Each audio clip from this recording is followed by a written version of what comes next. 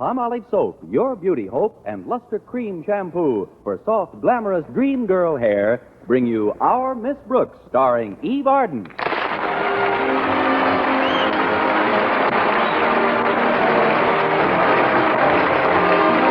Our Miss Brooks teaches English at Madison High School. And although, like most of our teachers, she possesses a higher-than-average intelligence, she also possesses the higher-than-average curiosity of most of our women. Especially when it comes to weighing machines. There's nobody more concerned about the result than a female who has just deposited her penny in the slot. Unless it's the male tub of lard who was on the scale when I got there. This happened last Wednesday after school. I was passing the drugstore and just happened to have a penny on me. Tuesday was payday. So I approached the weighing machine, and like I said, this brewery horse was stomping on the springs. And when he saw his weight on the little card, he looked around the drugstore, then made tracks for a sign saying girdle department. I calmly stepped aboard, and when my card came out, I glanced casually at my weight, chuckled as if to say, how much accuracy can you expect for a cent? And was just about to throw the card away when I noticed my fortune printed on the back. It said, a tall, dark man is coming into your life. Then, of course, I did drop the card. It landed in my purse, and I proceeded on home. By the next morning, I'd forgotten about it completely. As usual, I'd left word for Mrs. Davis, my landlady, to wake me at 7:30. Connie. Oh, Connie. Oh, what is it? Better hurry, Connie. You've only got 20 minutes. 20 minutes? What time is it? 7:10, and you've only got 20 minutes to sleep. Oh, fine. Well, come on in, Mrs. Davis. Did you have a good night, Connie? I said, did you have a good night? Good night, Mrs. Davis.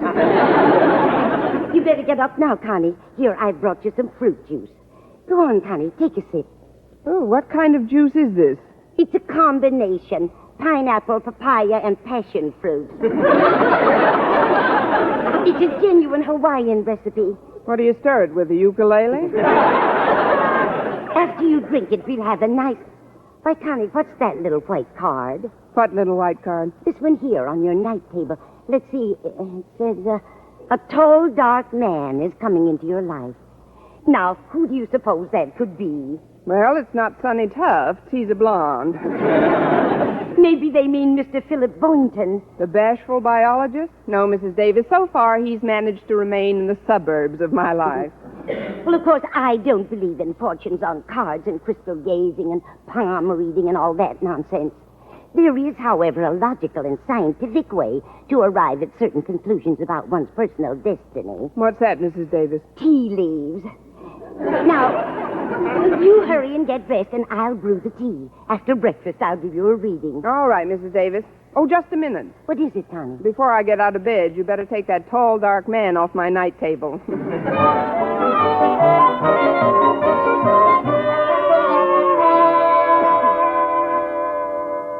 Finished with your tea, Connie? Yes, Mrs. Davis. Let's see now. Where are the leaves? Well, most of them are in my teeth. Here we are. There's plenty left for a reading.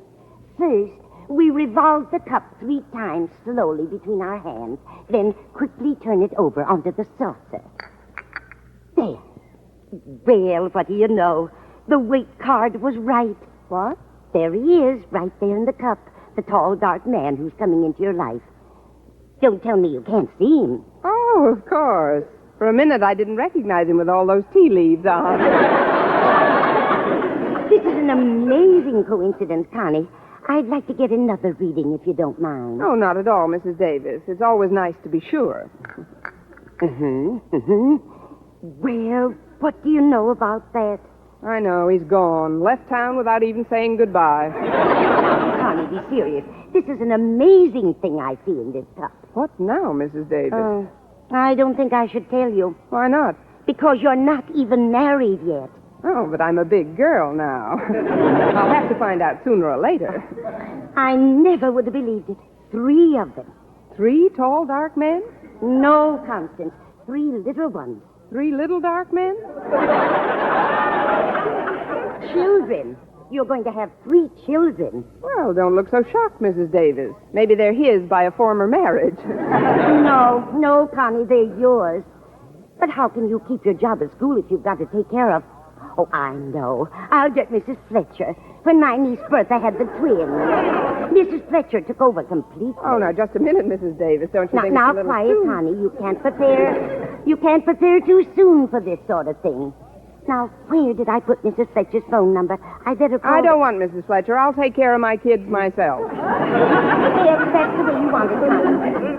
After all, I'm only trying to be helpful. Oh, I'm sorry, Mrs. Davis.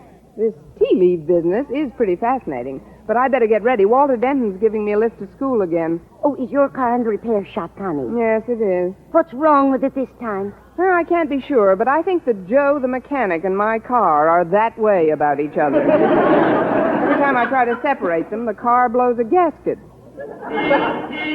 Oh, there's Walter now. I'll be right with you, Walter. Oh, before you go, Connie, please do me one favor. Certainly. What is it? Promise me you'll be very careful today. Careful?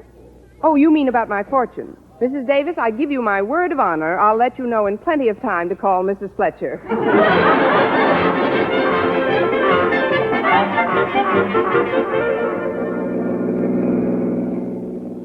Walter, it's very nice of you to keep driving me to school like this. Oh, that's all right, Miss Brooks.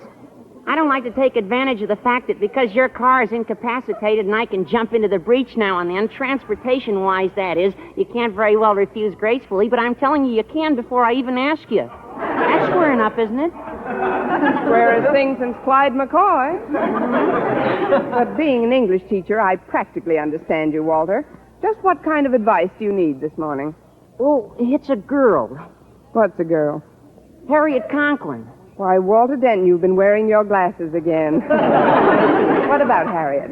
Well, I'm afraid it's a pretty long story. That's all right. I have a pretty long ear. Well, as you know, Miss Brooks, Harriet Conklin is the daughter of Mr. Conklin, Granted. who in turn is married to Harriet's mother, Mrs. Conklin. It all started the night before last. See, I told you it was a long story. Only the way you tell it. Go ahead. Well, the night before last, I had a date with Harriet to go to the movies.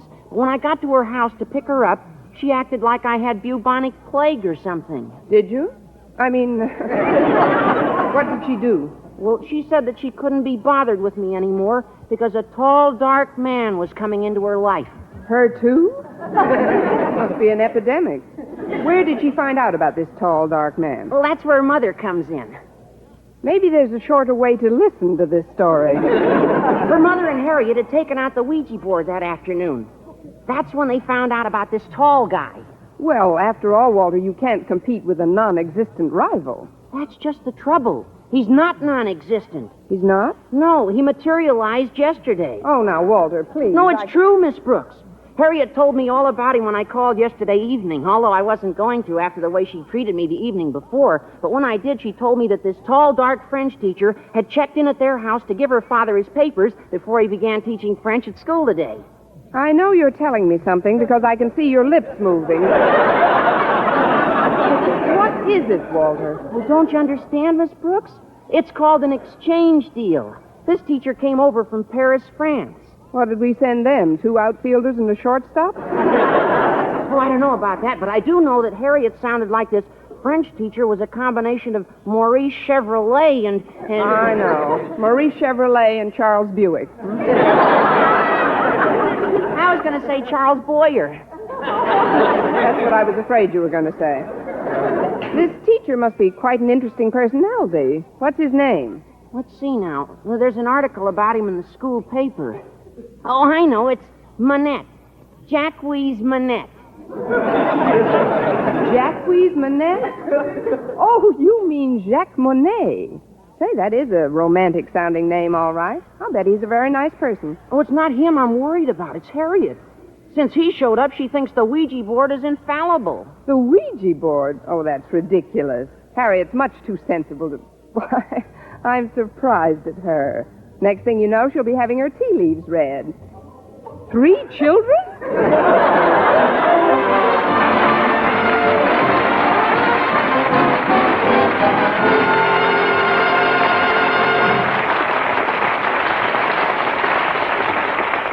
Our Miss Brooks, starring Eve Arden, will continue in just a moment. But first, here is Vern Smith with an important announcement. Doctors, leading skin specialists, prove Palmolive soap using nothing but Palmolive can bring lovelier complexions, regardless of age, skin type, or previous beauty care. Less oily skin for Helen Dixon, Minneapolis. Fresher, brighter color for Clara Franklin, San Francisco.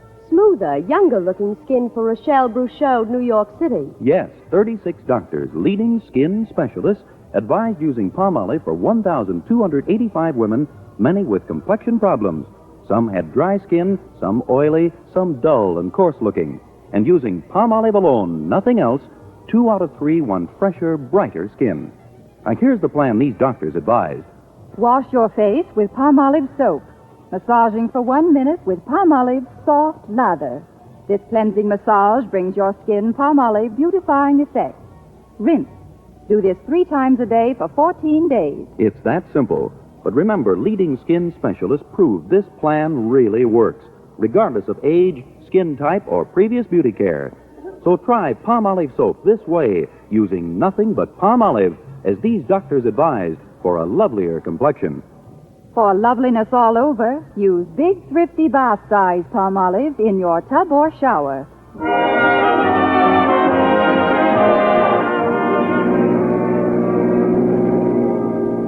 Well, here we are, Miss Brooks. Thanks, Walter, and don't worry too much about losing Harriet's affections. I'm sure the French teacher's just a passing phase in her life. Say, there's Harriet on the steps. I'll go find a place to park. See you later, Miss Brooks. All right, Walter. Hello there, Harriet. What? Oh, hello, Miss Brooks.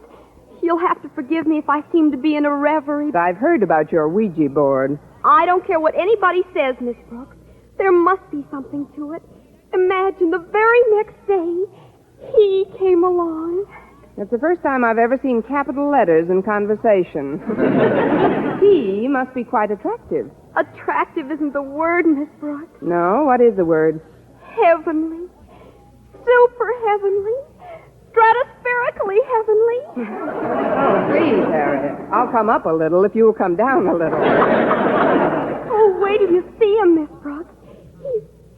He's... Adjust safety belts. Look, Harriet, I think it's all very natural for a schoolgirl to have crushes. I had them myself. You, Miss Brooks? Yes, me, Miss Brooks. I wasn't born an English teacher, you know. I also think it's perfectly normal for a girl your age to think like a schoolgirl in other ways. But I do say this, and I mean it sincerely, Harriet. You don't have to act like a schoolgirl. Pardonnez-moi, but you are the principal's daughter, Harriet, no? Mais oui, Monsieur Monet, mais oui. Oh, this is Miss Brooks. Miss Brooks, je suis enchanté. That is, I've heard so much about you. But it is, how do you say, understatement. You're so youthful, so lovely. Why, you're like a pupil, not a teacher.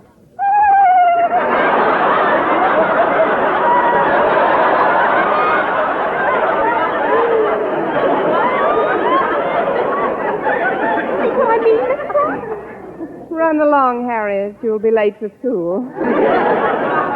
But we're at school. Oh? When did that get here?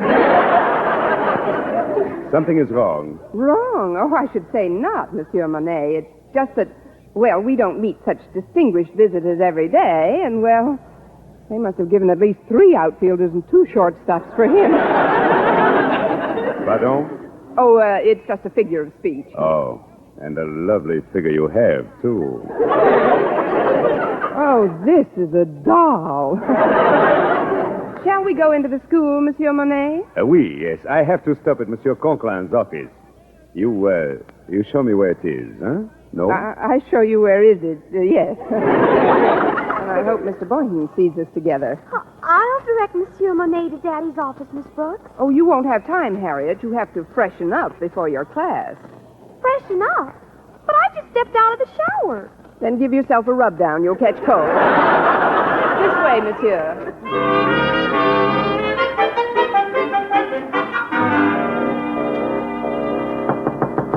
Come in. Well, it's our new French teacher. Good morning, Monsieur Monet. Bonjour, Monsieur Conklin. Excuse me, I mean good morning. Hi, Daddy. Hello, Harriet. Mr. Conklin, I just came in to volunteer my assistance if you're looking for somebody to show Mr. Monet around the school. I told Miss Brooks that I'd be glad to take Mr. Monet, Daddy. Of course, I'd need your permission to cut one of my classes. Maybe English. I'm pretty well advanced in that. Me too. Maybe we both could cut it. Please, I would not want either of you to, how do you say, put out yourselves. Oh, it would be silly to put out ourselves now. After all, we just started to blaze.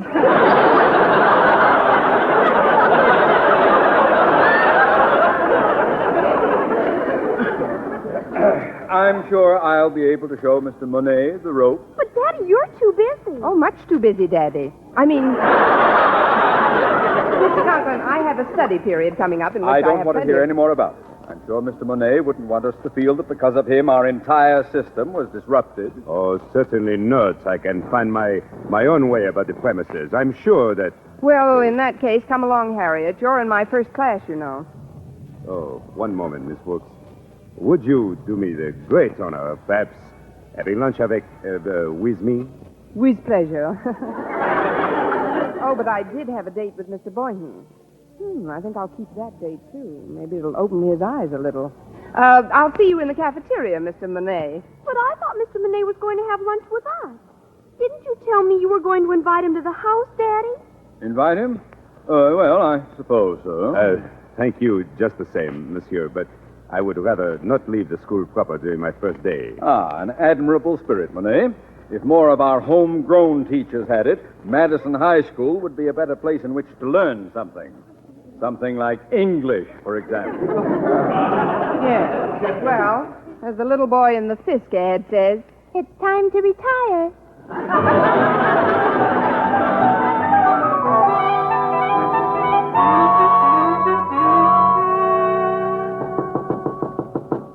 Come in. hello, Mr. Boynton. Oh, it's you, Miss Brooks. How are you today? Fine, thanks. I'm glad I caught you before your class got in. I wanted to ask you about lunch. Oh, I'll be happy to join you. Thanks very much. Oh. Well, I had other plans, but how can I resist an invitation like that? By the way, Mr. Boynton, do you speak any foreign language? Just American. Why, Mr. Boynton, you're getting quite a sense of humor. Must catch it from your frogs. Really, though, do you speak French, for instance? No, I don't. Then you wouldn't know what a French person would be saying to me if he said it in French, would you? No, I wouldn't. Good. This may be a very interesting lunch for all of us. All of us? Yes, you see, there's a new teacher in school. Oh, you mean Jacques Monet?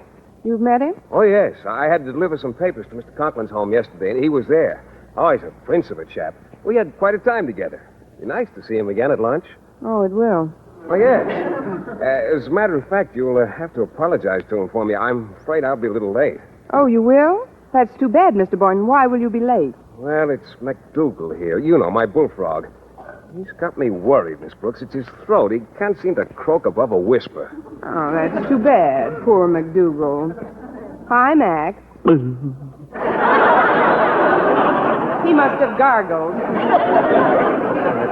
Did sound pretty good. But... No, I'll still have to stay close to him to see how the medication I'm giving him catches on. I'll get to lunch as soon as I can, though. Ah, good old Jacques Monet. He's a real man's man. You've been wrong before, Brother Boynton, but never like this.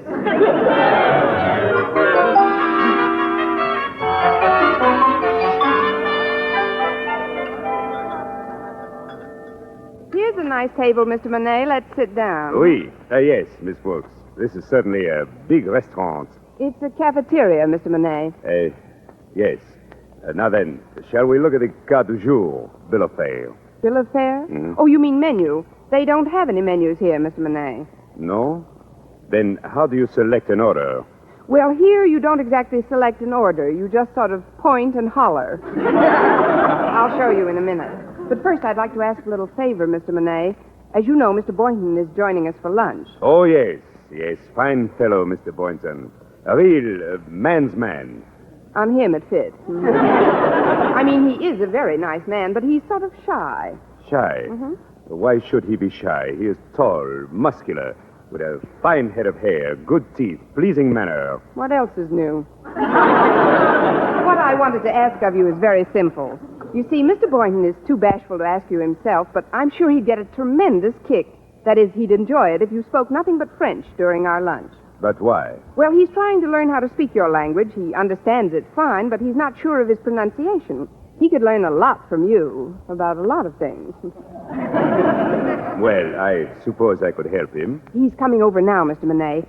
Remember how you kissed my hand this morning? Would you do it again, please? What? Quickly, Mr. Monet. It's part of Mr. Boynton's education.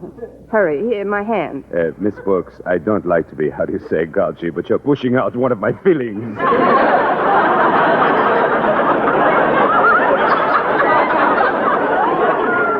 There you are. What's the trouble, Mr. Monet? Got something caught in your teeth? Just an old cuticle of mine. Sit down, Mr. Boynton. Comment ça va aujourd'hui, monsieur? Yeah. How do you like our cafeteria? C'est bon. Mr. Monet says it's lovely, but not half as lovely as I am. Why, Mr. Monet, how flattering. Let's see now. What do we eat today? Well, how about the roast beef? That's what I'm going to have. Me, too. How about you, Mr. Monet? Tell him in French. Je désire un petit marmite, eau vichyssoise, une salade et une tranche de roast beef, des haricots verts, des crêpes Suzette et une demi-tasse. Oh, Mr. Monet, you and your compliments.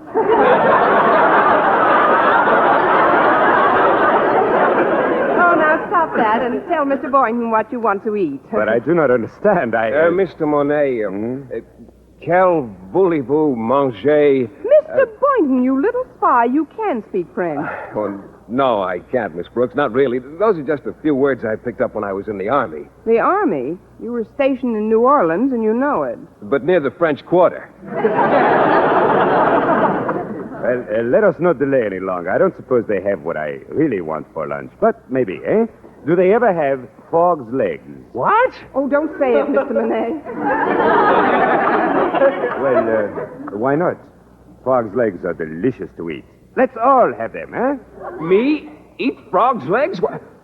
I'd feel like a cannibal. If you'll excuse me, I'm afraid I've lost my appetite. I'll see you later, Miss Brooks. Why would he feel like a cannibal if he ate frog's legs? He is not a frog. Only in some ways is he not a frog, Mr. Monet. But don't worry about Mr. Boynton now. Oh, yes, you're right. You're right, Miss Brooks. You know, in a way, I'm glad we're alone. There is something I would like to ask you. You see, I have been searching for just the right one ever since I come to America. And now, well, I feel that my search is at an end. You are the one I've been searching for. Oh, Mr. Monet. But Mr. Boynton's gone now. You don't have to talk like that to me. Oh, I don't think of Mr. Boynton. I think of you, Miss Brooks. Ma chère, Miss Brooks. I have something personal to talk to you about. But right now I'm late for an appointment with Mr. Conklin. Can you meet me someplace, right after school? How about the Casbah? I mean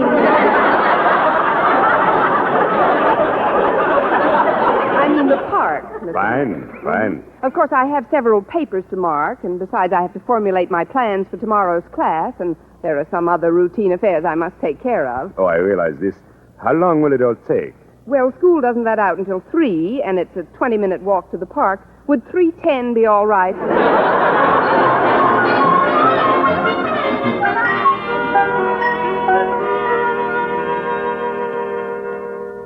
I will come right to the point, Miss Brooks.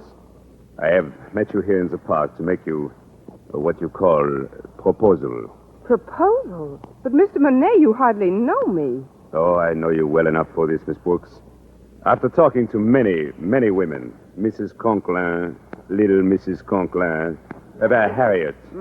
I mean, I know you are the ideal woman for me. Oh, this is very flattering, Mr. Monet, but marriage is a serious step. Marriage? I cannot marriage with you. I am already married. With who?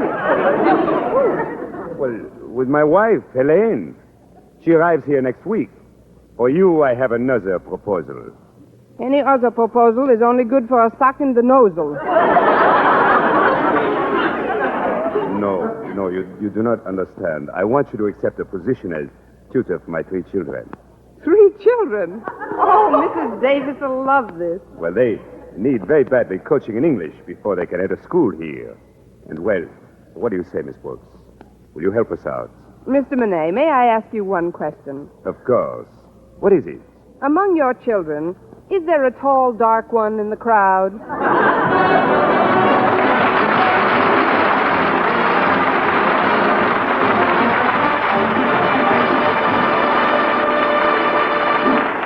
Eve Arden as our Miss Brooks returns in just a moment. But first... Dream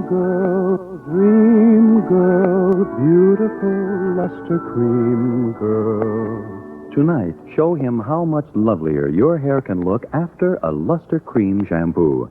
Oatly Luster Cream brings you Kay Daumit's magic formula blend of secret ingredients plus gentle lanolin. Gives loveliness lather even in hardest water. Glamorizes your hair as you wash it. Luster Cream. Not a soap, not a liquid, but a dainty cream shampoo. Leaves hair fragrantly clean, free of loose dandruff, glistening with sheen. Soft, manageable. Gives new beauty to all hairdos or permanents. 4-ounce jar, $1. Smaller sizes, either tubes or jars. Tonight, try Luster Cream shampoo and be a Dream girl, beautiful luster cream girl. You owe your crowning glory to a luster cream shampoo. And now, once again, here is our Miss Brooks. Well, I promised Mr. Monet I'd help him out with his children, but I must admit I was a little let down when I found out he wasn't a bachelor. And I said as much to Mrs. Davis. Yes, Connie, it's a shame that such a darling man is already married. But he served his purpose as far as upsetting Mr. Boynton goes. What do you mean, Connie? Well, the day after we had lunch together, Mr. Boynton was so concerned about the situation, guess what he did? What? He put a brand new lock on his frog's cage.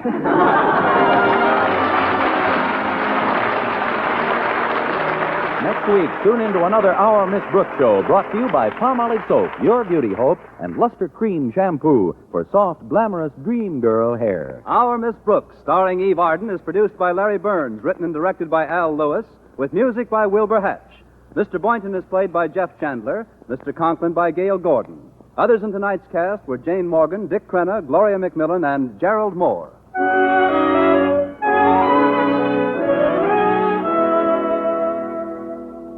Dentists know what cleans teeth best. And over 4,000 dentists say Colgate tooth powder with a 2-minute routine gets teeth sparkling and super clean.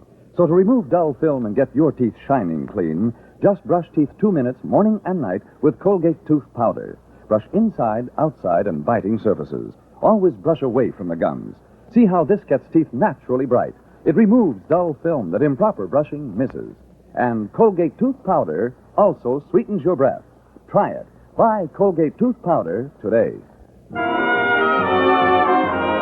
For mystery liberally sprinkled with laughs, listen to Mr. and Mrs. North, the exciting, fun-packed adventures of an amateur detective and his beautiful wife. Tune in Tuesday evenings over most of these same stations. And be with us again next week at the same time for another comedy episode of Our Miss Brooks. Do you want to be free to work where you choose, start your own business, own your own home, invest your money as you see fit? Then the American way of life is best for you. We have the highest standard of living. Since 1910, we have practically doubled our annual income, yet our working time has been cut by about 18 hours a week. Let's start to realize how fortunate we are. Let's work a little harder on our jobs and at being better citizens. Let's remember that the better we produce, the better we live. Stay tuned now for Lum and Abner. Bob Lamont speaking. This is CBS, the Columbia Broadcasting System.